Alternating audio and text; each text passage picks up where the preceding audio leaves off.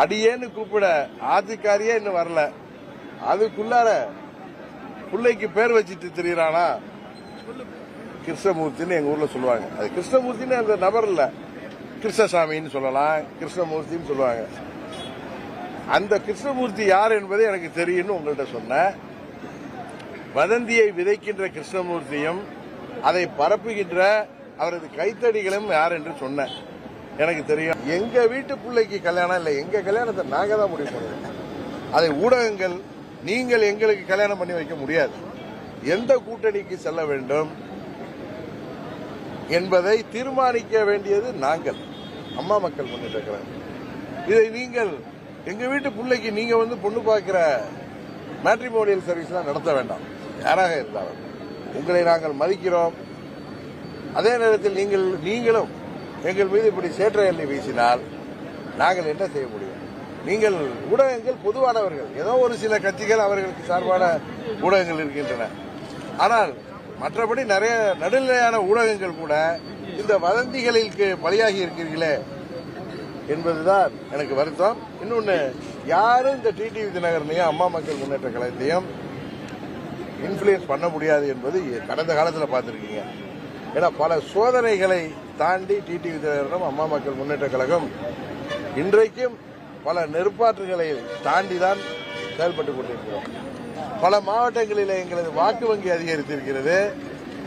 பல மாவட்டங்களிலே எங்களை தவிர்த்துவிட்டு யாராலும் வெற்றி பெற முடியாது என்கிற சூழ்நிலை நிலவி வருகிறது. இந்த காலகட்டத்திலே எங்கள் இயக்கத்திற்கு எது, அதனால அந்த வதந்திகளை எல்லாம் நம்ப வேண்டாம்னு சொன்னேன். ஆனா வதந்திகளை தகவல்ங்கிற பெயரில்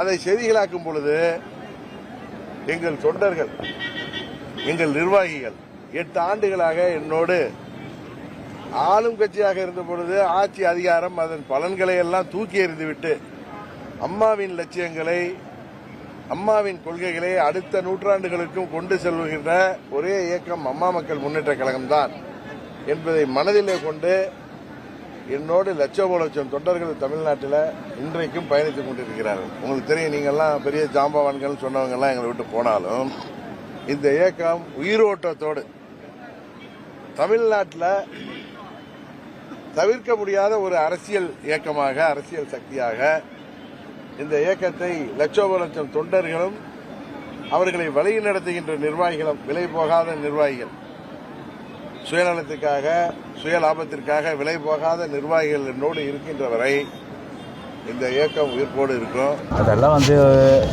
மேல்மட்ட விஷயம். மேல்மட்ட விஷயம்னா என்ன? ஓபிஎஸ் டிடிவி வந்து அவங்க வந்து ஒரு என்னென்னா ஒரு நிலைப்பாடு எடுக்கிறாங்க. ஸோ அந்த நிலைப்பாடை பொறுத்தவரை அது ஏற்றுக்கொள்வதா இல்லையான்றது போலீஸார் தான் முடிவு செய்வார். ஏன்னா இந்த விஷயத்தில் வந்து நீங்கள் கேட்குற கேள்விக்கு நான் இப்போதைக்கு எதுவும் கருத்து சொல்ல முடியாது. Let's wait and see.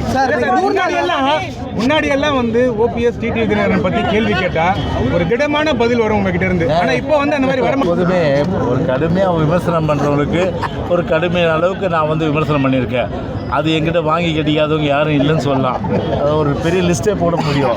எவ்வளோ அந்த லிஸ்ட்டுன்றது உங்களுக்கு தெரியும். இப்போ எடுத்த உடனே யூடியூப்பில் போடுங்க யார் யார் என்னெல்லாம் வந்து எங்கள் கட்சியை தொட்டவங்க, எங்கள் புரட்சி தலைவர் தொட்டவங்க, எங்களுடைய புரட்சியில் அம்மாவை வந்து சீண்டி பார்த்தவங்க, அவங்கெல்லாம் எப்படியெல்லாம் வந்து விமர்சனத்துக்கு ஆளானாங்க அப்படின்றத யூடியூப்பில் எடுத்து போடுங்க நீங்கள். ஆனால் ஒரு விமர்சனங்களுக்கு கடுமையாக இருக்கும்போது கண்டிப்பாக வந்து நான் விமர்சனம் பண்ணுவேன். விமர்சனம் வந்து ஒரு கடுமையாக இல்லாத பட்சத்தில் நான் எதுக்கு போய் வந்து என்ன சொல்லுவாங்க, வெளியில் போகிற ஓனான்னு எடுத்து மேலே போட்டுருவேன் கதையா? அந்த வேலை வந்து எனக்கு இல்லை. எனக்கு Subscribe to One India and never miss an update.